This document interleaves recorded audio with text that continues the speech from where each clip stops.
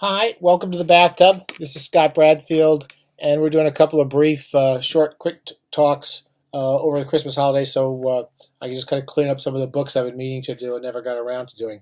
So we've been reading through Beckett. I think you kind of once you get started with Beckett, you kind of want to just keep reading through these books.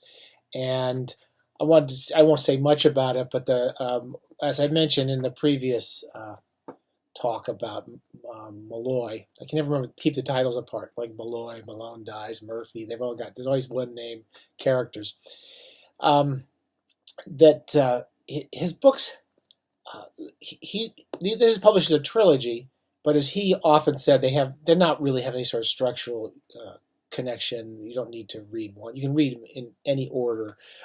If you read them in the order that Beckett published them, then they're basically three novels that go sort of increasingly inert characters. And that's probably why I like the first one the best. I've always liked Malloy the best because you do kind of you have that inert character, that character's moving towards inertia throughout the whole book until he's slogging through the mud, and then you kind of reach this point where you can't, these characters are Beckett always crawling through the mud, and then at one point he disappears and we go to another character who goes looking for him, and it frees you a little bit, and the comedy's a little looser, and the tragic close down of these characters, the tragic collapse of these characters is funnier and more involving, if that's possible to say about Beckett. So Malone, as we get into Malone, and as I would call the Unnamables even more so, more inert, Malone is about another man sitting in his room dying. He's being cared for by some sort of faceless people. He's possibly in a care home, though it's all unclear. And the comedy of Malone is that as he's basically dying, which for Beckett is the same as basically living. So living and dying are basically the same things. He's got a pencil and he's trying to write things about life and tell stories that get him out of the room. And he creates some characters. And one of the jokes that's often in Beckett is that his narrators are often in the back of their heads, seeing themselves speak. So this, and me talking to you guys is a good example of this. I mean, in the back of my head, there's the me looking at myself on the screen as I speak, thinking, what a pointless, boring idiot he is. And at the same, so there's a kind of bifurcated sensibility, and the resident of this in this consciousness is basically making a comedy of the effort to speak, the effort to move, the effort to do anything. So Malone is sitting there, and while he's seeing himself try to write, he's writing. So you have this one character in the back seeing the person talk, and the person talking trying to write the stories down. And that's the continual comedy in Beckett. In Malone, as we move along, he tells these different stories. Again, like all the characters, he's got a stick. All of Beckett's characters have sticks and they're trying to walk. And locomotion is always a kind of irony.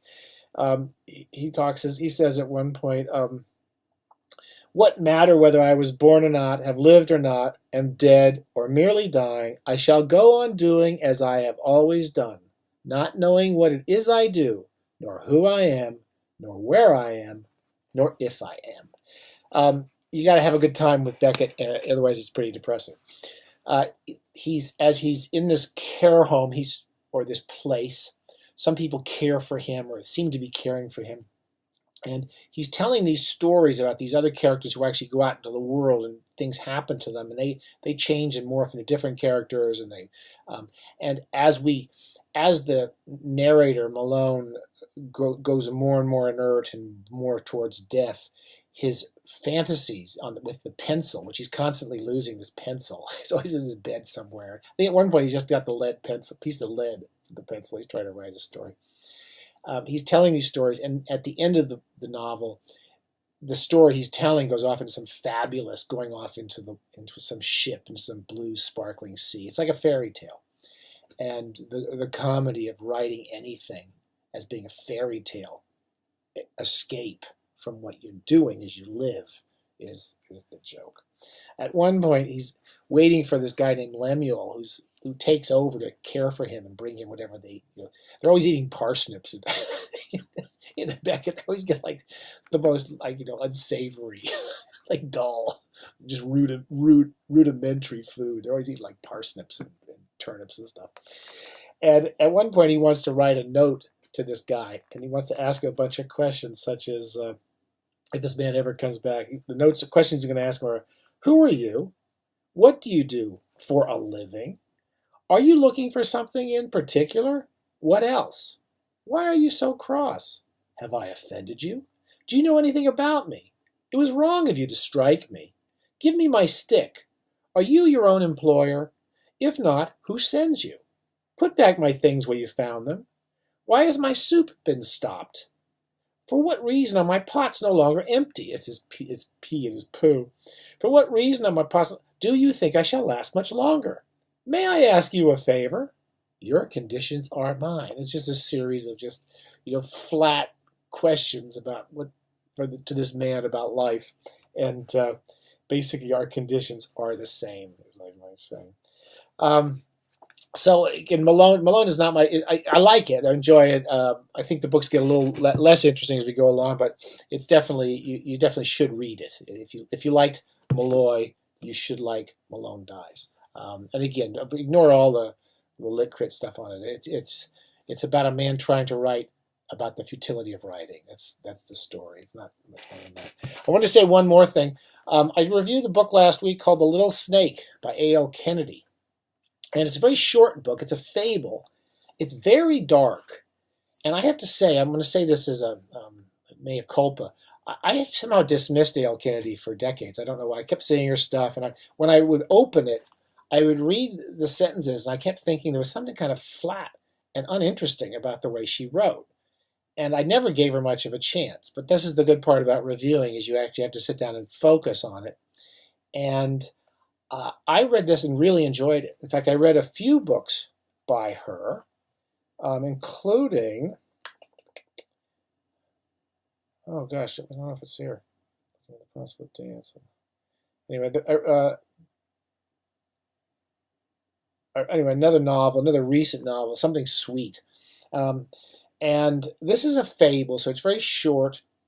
It's it's told in a kind of fantastic landscape about a little girl who meets death, basically, a snake with a sharp tooth, and has a relationship with this creature over her course of her life. I can't really describe it more than that. I don't want to say anything more. I don't like plot summaries anyway, except to say that there's something about the way Kennedy writes, which is almost like somebody, like a Beckett sort of characters talking to themselves, and they're constantly correcting themselves, and the language is not it is not the type of language you associate with good writing. But it is good writing. It has something to do with the way she tells stories, which is very unusual. I don't know how she does it, really. She's in the other book I read, I think called Naturally Sweet or Something Sweet. I don't know. I'll try to put it on the bottom here. She goes into incredibly excruciating detail about small periods of people's lives. And at one point, there's like almost a 30-page section of a woman going to a gynecologist to see if she's healthy after an operation. And the uncomfortableness and every moment of that discomfort, and the reflections of the characters on the discomfort. And they're very funny. She's very funny, and it's a way of telling stories that was very new to me. But I think that this is a good one to try. It's definitely an odd and dark little fairy tale. And Kennedy is worth pursuing and checking out. Okay? I'll try to put the name of that other novel I enjoyed. I read them both very quickly for this review. So, we'll probably get back after the new year. This is definitely, you want this in your life. This is a great book. You want to keep this in your life. And definitely try this. Give this a shot. The Little Snake by A.L. Kennedy. All right. Whoops. Very clumsy. Bye.